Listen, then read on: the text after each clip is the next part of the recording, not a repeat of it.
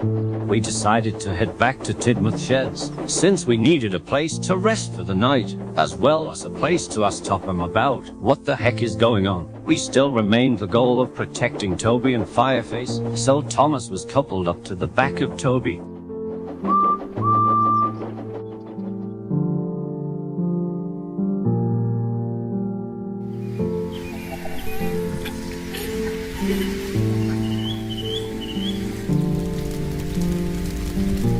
Luckily, we arrived at Tidmouth Sheds safely, and Toby, Edward and Thomas were tucked away in the sheds. We took some wood we found and made a bonfire outside, and the four of us gathered around it as Topham explained the answers to all the questions we've been asking for a while.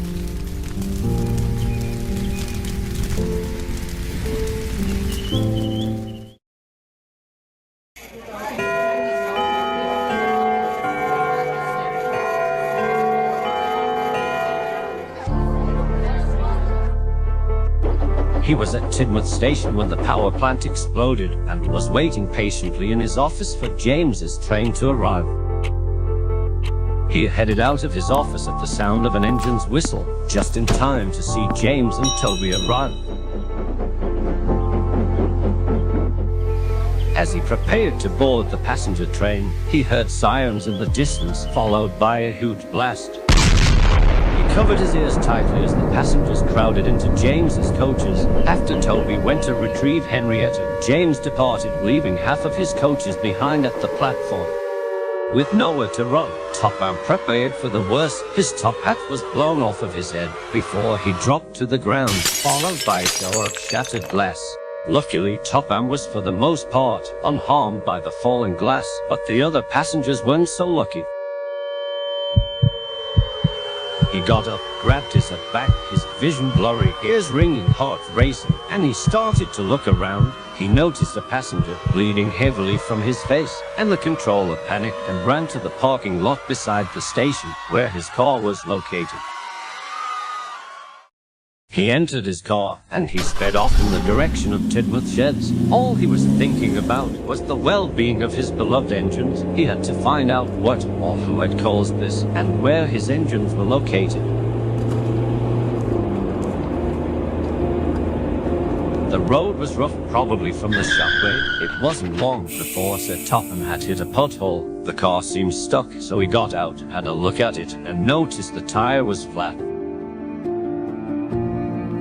He was frustrated and worried at the same time. He wished that he hadn't left his spare tire at home. At this moment, he had no choice but to walk to a nearby workman's hut. It was constructed not so long ago.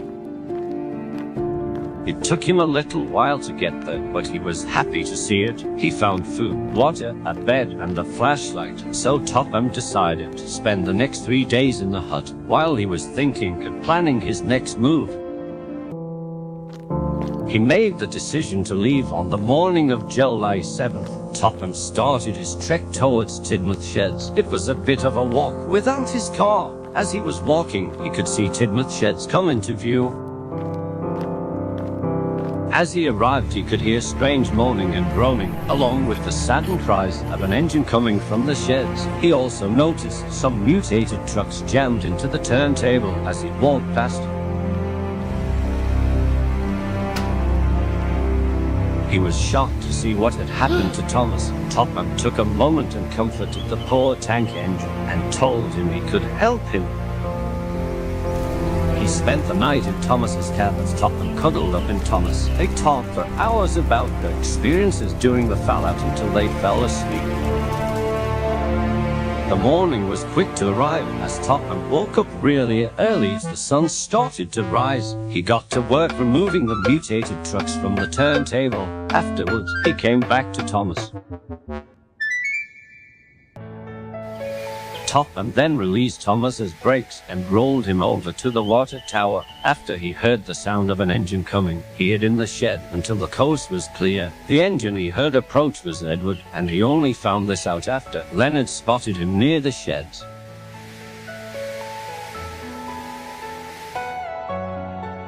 Topham then declared that he knew that this wasn't any ordinary accident. There was someone behind this, and he had a hunch on who it was. He didn't tell us, but did mention he had a spotty past with them. Whoever it could have been, they really wanted to ruin everything that he loved on this island. As we had our small bonfire, I could hear Thomas and Edward discussing who it could have been. Thomas said it could be Diesel, but Edward told him that Diesel was sent back to the mainland years ago. It was nice seeing someone Edward could talk to again. We've decided to get some sleep early, since we were going to try to meet back up with Henry and the others the next day.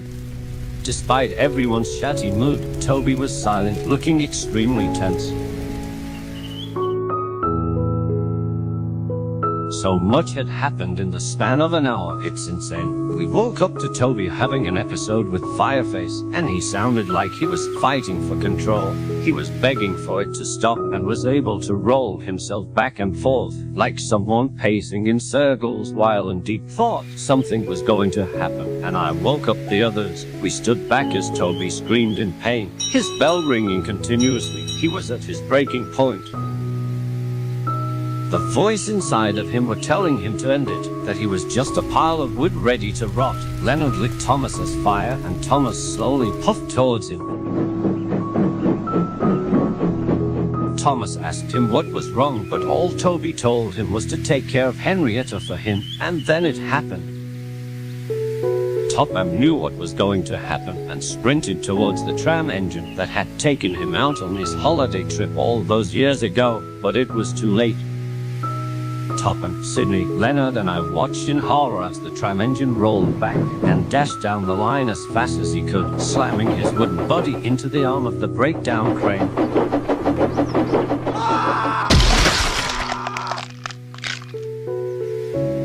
It struck straight into the middle of his face, and the sound of splintering wood and flesh was heard as the tram engine fell apart. The arm struck Fireface too, and the hook snagged his face and killed it on impact. It was one of the most gruesome scenes I've ever witnessed. Topham fell to his knees and broke down crying in front of the collapsed shell of his beloved number 7.